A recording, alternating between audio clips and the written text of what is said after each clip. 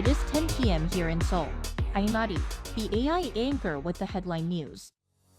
South Korea's central bank kept its benchmark interest rate steady at 3.5% as widely expected, due to persistent inflation amid unstable consumer prices. The decision was announced on Friday, following the 10th consecutive Monetary Policy Committee meeting in which the BOK has decided to freeze the rate. This comes as on-year consumer price hikes for February and March saw an upward tick back into the 3% range, due to high prices of agricultural products and oil. It's unlikely that the BOK will cut interest rates ahead of the United States, and with recent comments by the Federal Reserve citing concerns over a sometimes bumpy road to tackle inflation, rate cuts could come later on in the year than previously forecast. While South Korea's job figures once again increased last month, the on-year growth was the lowest seen in more than 3 years. There were 28.4 million people in employment last month, up 173,000 from the previous year.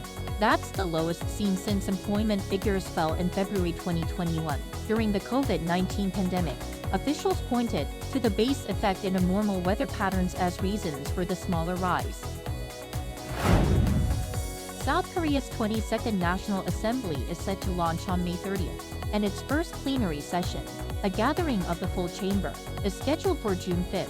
If the meeting convenes as scheduled, the Assembly will vote in a speaker and 2 deputy speakers to lead them through the first half of their 4-year term. All members will be sworn in, and the new speaker will give an opening speech. The president may also address the chamber. The Ministry of Health will be dispatching more physician assistant nurses to general hospitals to fill the void created by trainee doctors, amid the latter's ongoing walkout to protest the government's plan to increase the medical school enrollment quota. According to the ministry on Friday, around 2,700 PAN will be additionally deployed to assist the just under 9,000 nurses in this discipline working in hundreds of general hospitals nationwide. As of late March, the ministry also said it will be educating those PAN starting next Thursday. It added that it will be providing additional support so that the burden on working medical staff will be lowered. The 4th installment of the action film franchise The Roundup is soon to be released on April 24th, and even before it hits local theaters, it has already set pre-sale records for the series. Starring actor Mo Dong-seok, also known as Don Lee, The Roundup Punishment has been pre-sold to 164 countries. Previous installments, The Roundup and The Roundup No Way Out, have been pre-sold to 132 and 150 countries respectively.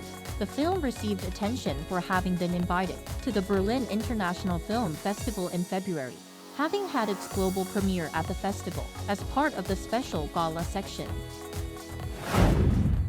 That brings us to the end of tonight's AI headline news. Thank you for watching. Good night.